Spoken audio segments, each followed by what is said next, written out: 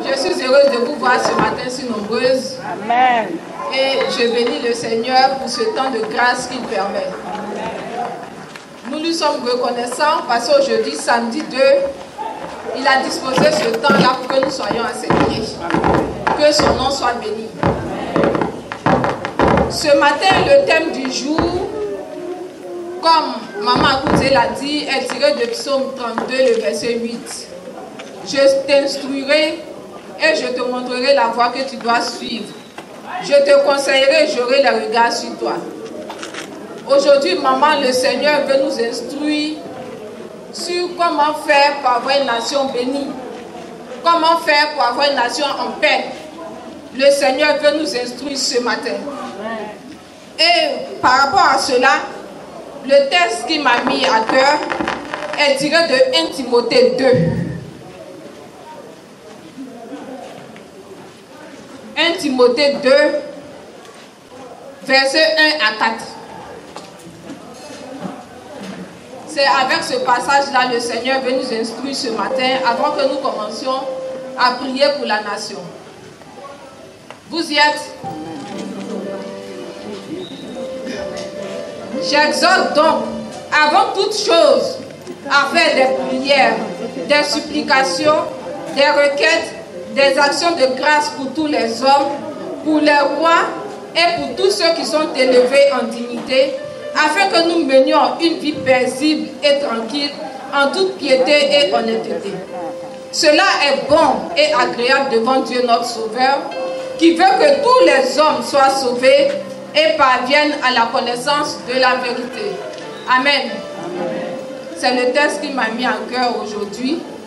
Et c'est un texte que nous connaissons tous. C'est Paul qui parle à son fils Timothée, qui lui donne quelques instructions pour la bonne marche de l'Église.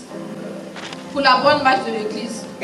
Quand nous lisons ce passage, le premier point qui a attiré mon attention, c'est que nous qui nous disons chrétiens, quand nous nous réunissons, nous devons nous réunir pour la prière.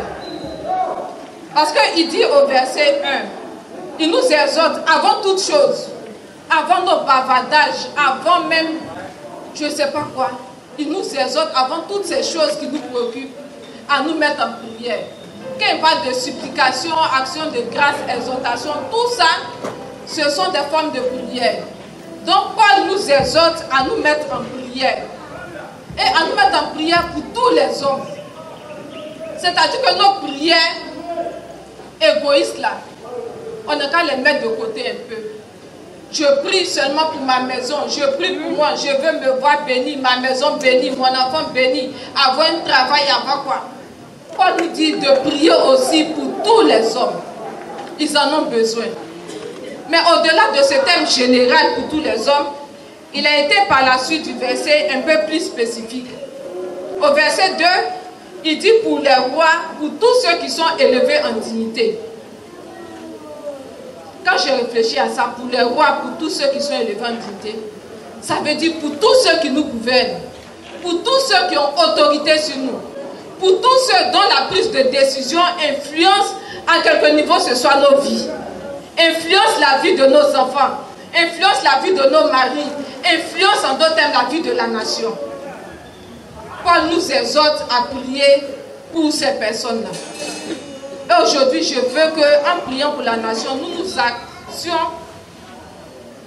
actions sur ces personnes-là. Les gouvernants, ceux qui ont autorité, notre gouvernement. Amen. Mais de prier pour eux. Comment? Quel est le point de prière que nous devons faire pour eux? Il ne s'agit pas, quand on dit de prier pour le gouvernement, de prier pour la nation, il ne s'agit pas de parti pris ici. Je ne prie pas pour que telle personne vienne au pouvoir. Celui-ci est mon candidat, celui-là n'est pas mon candidat, Seigneur, fais ceci, fais cela. C'est mon parti, l'autre n'est pas mon parti, non. De prier pour tous les gouvernants, indifféremment du parti politique, indifféremment de la personne qui se présente. C'est ce que Paul nous dit ici. Donc quel est le sujet pour lequel Paul veut que nous puissions prier? Il a parlé de deux sujets ici. Au verset 2, il dit, afin que nous menions une vie paisible et tranquille en toute piété et honnêteté. Voici pourquoi il faut prier pour la nation. Voici pourquoi il faut prier pour le gouvernement. Pour qu'ils prennent des décisions telles que nos vies soient en paix.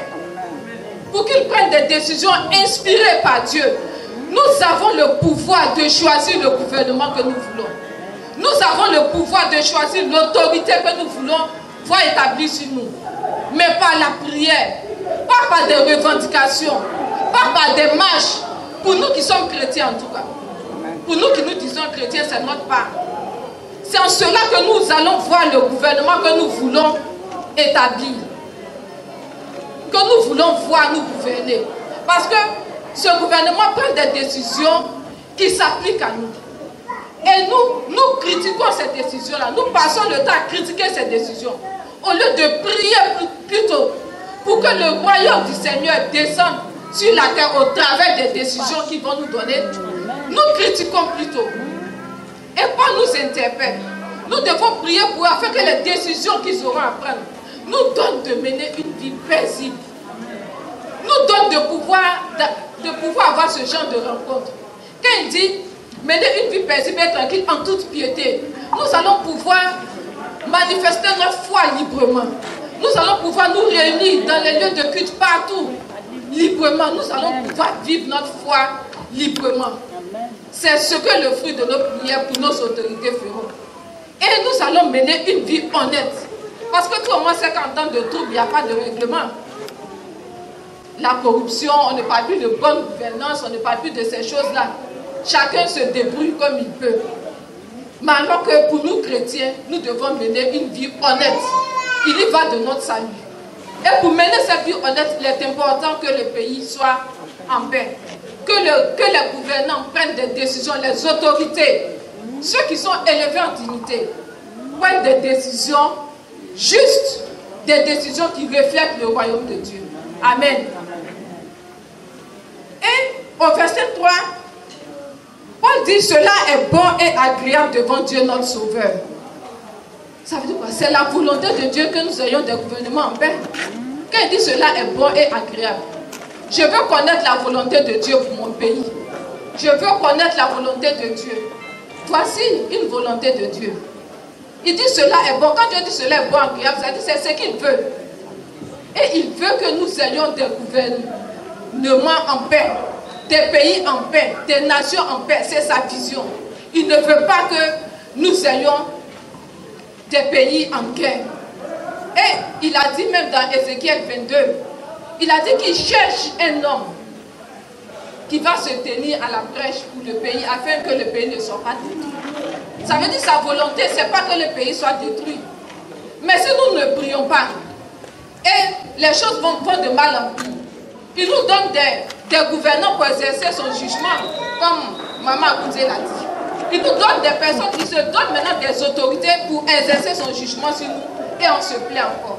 Il dit il cherche un homme qui va se tenir à la brèche pour prier afin que le pays ne soit pas détruit. C'est ça sa volonté. C'est ce qui est agréable devant lui. Et encore plus, pour terminer, encore plus, il nous dit que ce pourquoi il veut que les nations soient en paix, c'est que tous ses enfants soient sauvés. Tous ses enfants soient sauvés. Et il le dit dans le verset 4, qu'il veut que tous les hommes soient sauvés et parviennent à la connaissance de la vérité. C'est ce qu'il nous dit. Il veut que tous ses enfants soient sauvés et parviennent à la connaissance de la vérité. La connaissance de la vérité, nous l'avons connue. Nous sommes sauvés pour que d'autres soient sauvés. La connaissance de la vérité, Jean 3,16 nous le dit. La connaissance de la vérité, c'est l'amour de Dieu pour tous les hommes. C'est que Christ est venu mourir à la croix pour toi, pour moi, pour eux les gouvernants. C'est ça que tout le monde doit savoir. Eux aussi les gouvernants, c'est ce qu'ils doivent savoir. Mais combien de temps prenons-nous pour prier pour eux, pour qu'eux aussi, ils sachent que leur cœur soit tourné vers le royaume de Dieu? Combien de temps on prend quand il s'agit tout de suite qu'on va dire prions pour nos besoins personnels? Chacun va marcher, on va entendre du bruit, on va entendre beaucoup de voix parce que ça nous tient à cœur. Ma maison me tient à cœur, mon fils qui est en perdition me tient à cœur, mon travail qui est en train de péricliter me tient à cœur. Mais quand on dit maintenant il faut prier pour ta soeur, pour la nation, à peine si on entend les voix. Alors que c'est ce qu'il dit premièrement de faire. Si le pays n'est pas en paix, tu vas prier pour ton enfant pour avoir quel travail? Tu vas prier pour ton commerce pour qu'il soit florissant comment? Tu vas prier pour que ton mari ait du travail comment? Chacun c'est le sauve qui peut. Donc la priorité c'est ça d'abord. Mais combien sommes-nous dans nos maisons? Prenons le temps de prier pour notre pays sérieusement. Combien? Peut-être ici, on a fini de prier aujourd'hui, on va attendre le mois prochain pour prier pour la Côte d'Ivoire, quand on va se rassembler. Alors que ça doit faire partie de nos points de prière. Parce que notre paix dépend de la paix du pays dans lequel nous nous trouvons, nous dit la Bible. Donc nous devons être toujours, tous les jours, en train de prier pour notre pays. Priez d'abord pour notre pays avant de prier pour nous. Priez pour les gouvernants afin que leurs décisions soient inspirées par le Saint-Esprit et non par les ténèbres. Avant de prier pour nous. Mais nous faisons l'inverse. Tout à l'heure, je vais voir, quand on va se lever pour prier, je vais voir avec quelle âme vous allez prier pour la Côte d'Ivoire. Et ça va montrer si vous m'avez bien saisi ou pas. Amen. Donc, il veut que tout le monde soit sauvé. Et il le dit encore dans Romains 10, le verset 14. Il dit, comment donc invoqueront-ils celui en qui ils n'ont pas cru? Ça veut dire qu'ils n'ont même pas entendu parler de Jésus. Donc ils ne peuvent pas invoquer un Dieu dont ils n'ont pas entendu parler.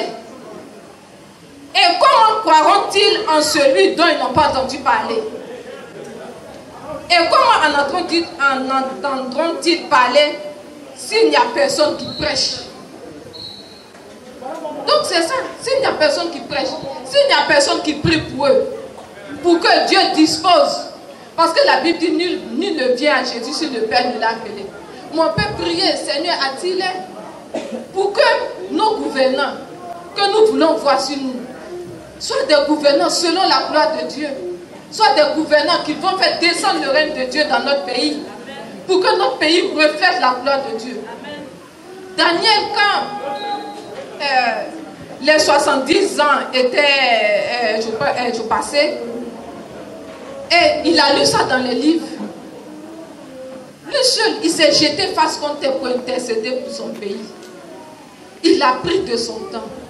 C'est comme ça que nous devons être maintenant des personnes qui prennent le temps pour prier pour le pays. Pas pour prier pour un candidat. Pas pour prier pour un parti politique. Ce n'est pas ce qui nous intéresse. Mais pour prier pour que la gloire de Dieu, le royaume de Dieu, Dieu se dote de gouvernance selon sa gloire. Ça doit être notre mission, ça maintenant. Une nation selon sa gloire. Mais si nous ne prions pas, les choses ne changeront pas. Non seulement ils ne seront pas sauvés parce qu'on n'a pas prié pour le salut de leurs âmes.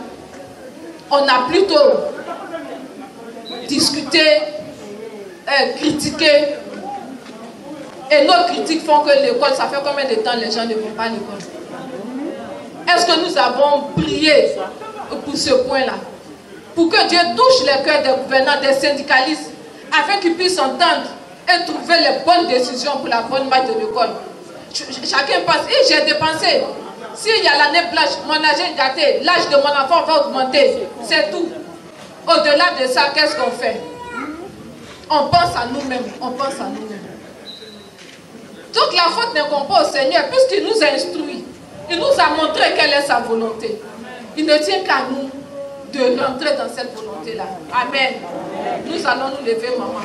Chacune avait son drapeau pour celle qui ont le drapeau.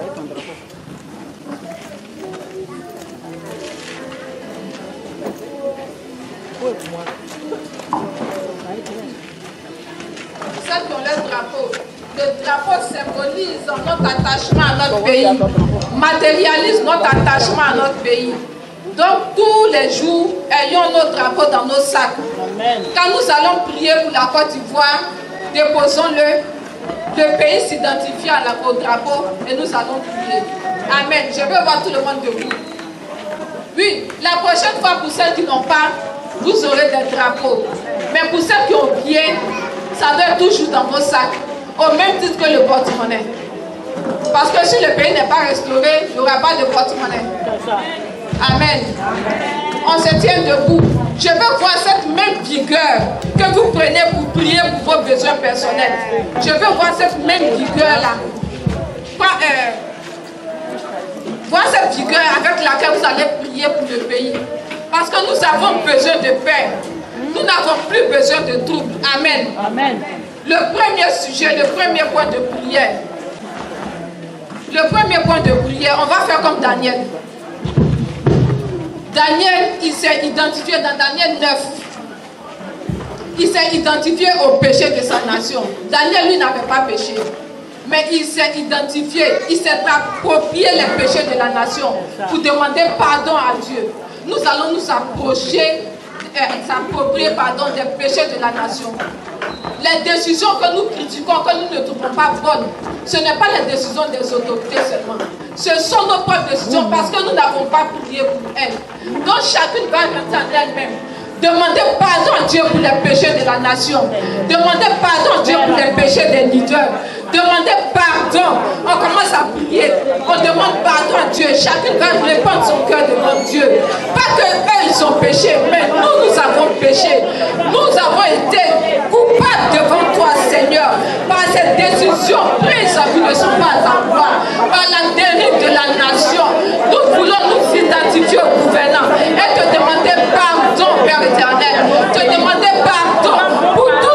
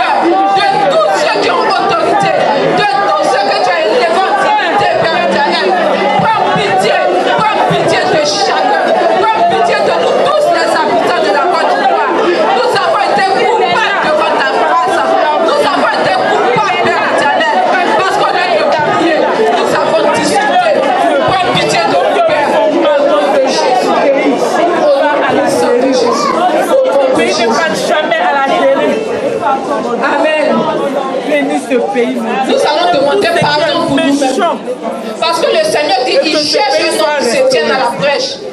C'est-à-dire cherche un homme pour prier afin que le pays ne soit pas détruit. Nous allons demander pardon parce que nous ne nous sommes pas tenus à la brèche pour prier pour le pays. Nous sommes tenus à la brèche pour prier pour nous-mêmes. Maintenant, quand le pays va mal, on prie seulement avec vigueur. Quand on entend des sons inquiétants, mais quand il y a une accalmie, on ne prie plus. Ce n'est pas ce que le Seigneur nous demande. Chacun va demander pardon pour sa vie. De ne s'être pas tenu à la brèche jour après jour pour la Côte d'Ivoire. Au nom de Jésus. Père, nous voulons te demander pardon. Nous avons failli, Seigneur. Nous avons été rebelles à ta voix. Ta voix qui dit que tu cherches quelqu'un pour se tenir à la brèche, pour prier afin que le pays ne soit pas détruit. Nous avons été rebelles. Nous ne sommes pas tenus à la brèche pour le pays. Nous n'avons pas fléchi les genoux. Nous n'avons pas crié. Nous n'avons pas jeûné. Nous n'avons pas pleuré pour notre pays. Nous sommes venus devant toi seulement pour nos besoins. Prends pitié par rapport à notre désobéissance. Prends pitié parce que nous avons été rebelles. Nous avons été orgueilleux face à tes commandements. Prends pitié de nous, Seigneur, parce que nous n'avons pas obéi à ta voix. Toi, tu voulais que nous nous tenions pour prier pour les autorités. Seigneur, nous te le demandons au nom puissant de Jésus. Au nom puissant de Jésus. Amen. Amen. Nous allons prier pour la paix. La paix dans ce pays est favorable à la propagation de l'évangile. La paix dans ce pays nous donne de nous rassembler, de louer notre Dieu. La paix dans le pays est propice à tout ce que nous voulons, à la joie, à l'épanouissement. Nous allons réclamer la paix du Seigneur pour la Côte d'Ivoire. Dans le livre de Jacques 14 au verset 27, le Seigneur dit qu'il nous donne la paix, il nous donne sa paix. Pas à la manière du monde, nous allons réclamer la paix qui vient de Dieu. Pas les réconciliations à la manière des hommes, mais une réconciliation véritable qui vient du Seigneur. On va prier afin que Dieu touche les cœurs, afin que Dieu apaise les cœurs, que la réconciliation soit véritable en Côte d'Ivoire, afin que la paix qui vient de lui, la paix qui surpasse toute intelligence, soit notre partage au nom de Jésus. Père, nous crions à toi, réponds ta paix en Côte d'Ivoire, réponds ta paix dans les cœurs, réponds ta paix dans les villes, réponds ta paix dans les quartiers, réponds ta paix dans tous les coins et les coins de la Côte d'Ivoire. Pas cette paix à la manière des hommes, pas cette paix que nous cherchons partout les païens, c'est cette paix qui vient de toi, cette paix qui surpasse toute intelligence, cette paix qui vient de toi, cette paix qui n'est soumise d'aucun chagrin, cette paix qui dure et demeure. Avec la paix, Père éternel, nous avons besoin de ta paix, nous avons besoin de ta paix, nous avons besoin de te voir l'œuvre dans ce pays, nous avons besoin, Père éternel, de te voir l'œuvre dans ce pays. Merci Seigneur, au nom de Jésus, au nom de Jésus. Amen. Nous allons prier pour que le règne de Dieu vienne en Côte d'Ivoire, que le Seigneur se donne des dirigeants pour sa gloire. Parce qu'à la vie, il dit que tout le monde soit sauvé. Que cette paix qu'il nous donne soit propice à la propagation de l'évangile. Touche les cœurs des dirigeants. Que les cœurs des dirigeants soient touchés par l'évangile. Nous allons réclamer leur cœur, réclamer leur âme. Afin que quand ils vont entendre cette parole-là, ils soient gagnés à Jésus. Au nom de Jésus. Au Père éternel, nous crions par toi. Nous voulons voir ton royaume, ton règne descendre sur cette Côte d'Ivoire. Dans tous les aspects de la Côte d'Ivoire, nous voulons voir ton règne, Père éternel. Établis ton règne dans ce pays. Établis ton règne dans le cœur des dirigeants. Établis ton règne, Seigneur, dans cette Côte d'Ivoire. Que ce pays-là reflète ta gloire. Donne à cette Côte d'Ivoire des dirigeants selon ta gloire. Donne à cette Côte d'Ivoire des dirigeants pour faire éclater ta gloire. Des dirigeants pour manifester que Jésus, tu es Seigneur.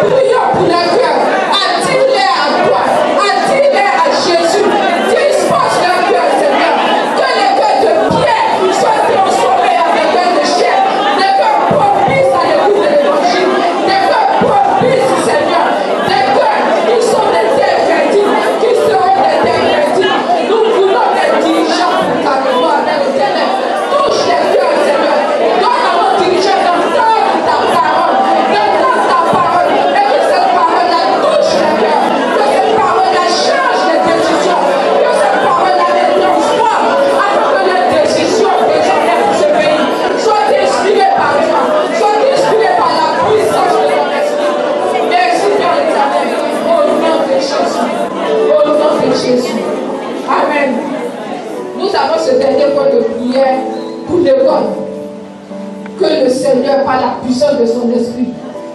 Donne aux autorités de l'école, tant supérieure que nationale, donne aux différents syndicalistes de s'entendre que l'Esprit de Dieu soit en mouvement dans toutes les rencontres, que les décisions soient dirigées par le Saint-Esprit. Nous ne voulons plus des décisions dirigées par les ténèbres. Nous ne voulons plus des décisions de battre en guerre.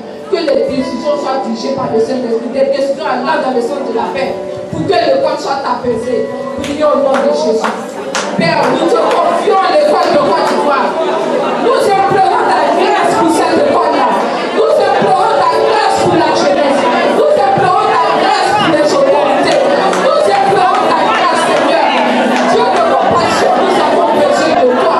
Touche les cœurs, Seigneur. Touche les cœurs des autorités qui décident dans ce domaine. Touche les cœurs des syndicalistes, Seigneur. Et donne-leur, Seigneur. Et l'esprit capable de la voix. Et l'esprit capable de prendre des décisions dans les hommes de la paix.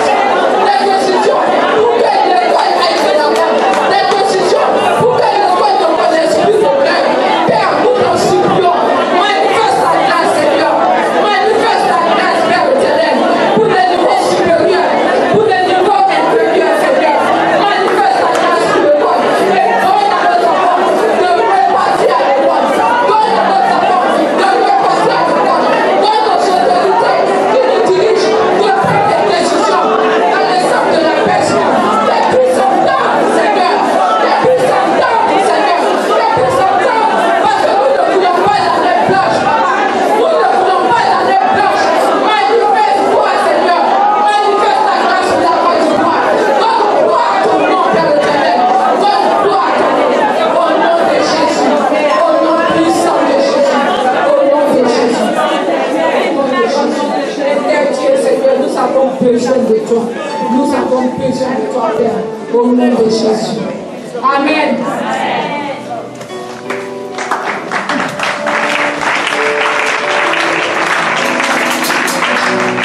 Je vais terminer en disant que Dieu dit qu'il veut que tous les hommes soient sauvés. C'est-à-dire qu'il veut que nous aussi nous soyons sauvés. On vient prier pour nos besoins, c'est vrai. Mais n'oublions pas l'essentiel, notre salut. Quand il dit qu'il veut que tous les hommes soient sauvés, c'est-à-dire qu'il veut que nous aussi nous soyons sauvés. Parce qu'il ne va pas nous servir à quelque chose, que nos maisons soient restaurées, que nos enfants travaillent, que nos maris travaillent et tout. Et puis après, on ne va pas se retrouver avec lui là-bas. Donc chacune, n'oublions pas que nous aussi, nous devons être sauvés. Amen.